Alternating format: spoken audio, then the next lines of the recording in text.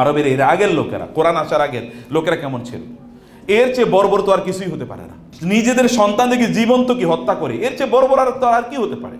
যুদ্ধ বিগ্রহ মারামারি ছাড়া কোনো কিছু না। নারীদের সম্মান মর্যাদা বলতে কোনো জিনিস না। বাজারে কৃতদাসগুলো বিক্রি হতো গরু ছাগলের মতো, এবং কৃতদাসদেরকে রাসূল ইসলামের প্রতি ঈমান আনয়নের কারণে, ইসলামের প্রতি ঈমান আনয়নের কারণে বেলাল রাদিয়াল্লাহু তাআলা কিভাবে অত্যাচার করা হয়েছে, সুমাইয়া রাদিয়াল্লাহু তাআলাকে কিভাবে হত্যা করা হয়েছে একটু ইতিহাস জানেন, ইয়াসারকে কিভাবে হত্যা করা হয়েছে ইতিহাসগুলো দেখেন। The owner of their lives and their death were at the hands of their masters. That was the philosophy in the society. কিন্তু এই সমাজের এই লোকগুলোই কেবল কোরআনের ছায়াতলে আসার পর কি হয়েছে বলেন তো? সমগ্র পৃথিবীর একচ্ছত্র অধিপতি তারা হয়ে গিয়েছেন, সমগ্র পৃথিবী। ওমর রাদিয়াল্লাহু তাআলার যুগে প্রায় 36টি তৎকালীন শ্রেষ্ঠতম শহর এবং নগর বিজয় হয়েছে। ওমর রাদিয়াল্লাহু তাআলার 10 বছরের শাসনামলে 14,000 মসজিদ তিনি নির্মাণ করেছেন সারা পৃথিবীতে। রাসূল ইসলামের ইন্তেকালের 50 বছরের মাথায় সমগ্র পৃথিবীর অধিকাংশ অঞ্চল মুসলমানদের অধীনে চলে যায়। কোতাইবা বিন নাফে, কোতাইবা বিন মুসলিম, তারা যেভাবে ইসলামের মিশন একজন পূর্বে আরেকজন পশ্চিমে নিয়ে গিয়েছিলেন, যদি তাদেরকে ওইখান থেকে উইথড্র না করা হতো তাইলে এই গোটা পৃথিবীর এমন কোনো অঞ্চল থাকতো না যেখানে মুসলমানরা বাংলাদেশের মতো মেজরিটি না হতো। কিন্তু তাদেরকে উইথড্র করা হয়েছে, এটা ইতিহাসের অংশ। কেন করা হয়েছে সেটা আমি আলোচনা করছি না, কিন্তু যদি তাদেরকে উইথড্র না করা হতো তাহলে যেভাবে তাদের মিশন নিয়ে তারা গিয়েছেন সেভাবেই গোটা পৃথিবী চলতো। তাদের হাতে কি ছিল? তাদের হাতে কেবল ছিল কোরআন, তাদের হাতে কেবল কোরআন ছিল। উসমানীয় সাম্রাজ্য যে 550 বছর গোটা পৃথিবীকে পরিচালনা করেছে, এই যে এখন তুরস্কের ভিত্তিক যেটাকে উসমানিয়া বা অটোমান এম্পায়ার বলা হয়, অটোমান এম্পায়ার কেবলমাত্র একজন মায়ের অনুপ্রেরণায় তার সন্তান, তার নাম ছিল মোহাম্মদ বিন মুরাদ, মোহাম্মদ তার নাম ছিল, ছেলেকে মা কেবলমাত্র বললেন তোমাকে ওই যে ওই বিশাল একটা অঞ্চল দেখা যায়, এই গোটা অঞ্চলকে, এই যে একটা কন্টিনেন্ট দেখা যায়, গোটা কন্টিনেন্টকে ইউরোপের দিকে তাকিয়ে বলেন, মানে তুরস্কের দিকে, যে পুরোটাকে তোমাকে বিজয় করতে হবে। মা কিভাবে?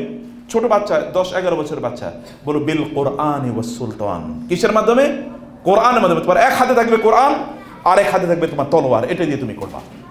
এবং সত্যি এই সন্তানটি কোরআনের মাধ্যমে এমন এক সাম্রাজ্য তৈরি করলেন যেই সাম্রাজ্য দ্বিতীয় বিশ্বযুদ্ধ পর্যন্ত এই পৃথিবীর অন্যতম প্রধান পরাশক্তি। ইউরোপের আগমনের পূর্বে, ইন্ডাস্ট্রিয়ালাইজেশনের পূর্বে অথবা ওদের রেনেসার পূর্বে পৃথিবীর একমাত্র পরাশক্তি হচ্ছে এই অটোমান এম্পায়ার।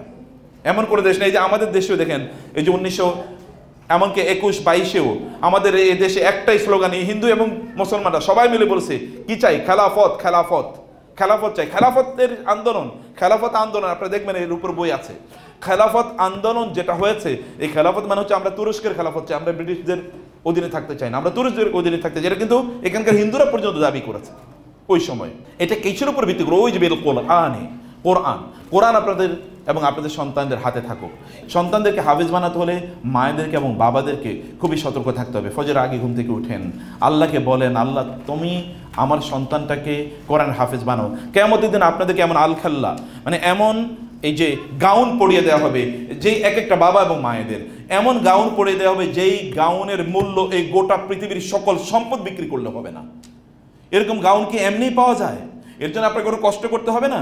10 টাকা ইনকাম করার জন্য দৌড়ানো লাগে, আর একটা গাউন, এটা বিলিয়ন না trillion trillion trillion trillion dollar বিক্রি করলেও একটা গাউন কেনা যাবে না। ওই রকম গাউন এমনি আপনি পেয়ে যাবেন, তার জন্য চেষ্টা করতে হবে না, কষ্ট করতে হবে। আর্লি ঘুম থেকে উঠেন, ফজর আগে ঘুম থেকে উঠেন, ওরা কোরআন তেলাওয়াত করুক আর্লি ইন দ্য মর্নিং, এই কাজটা আপনার করেন।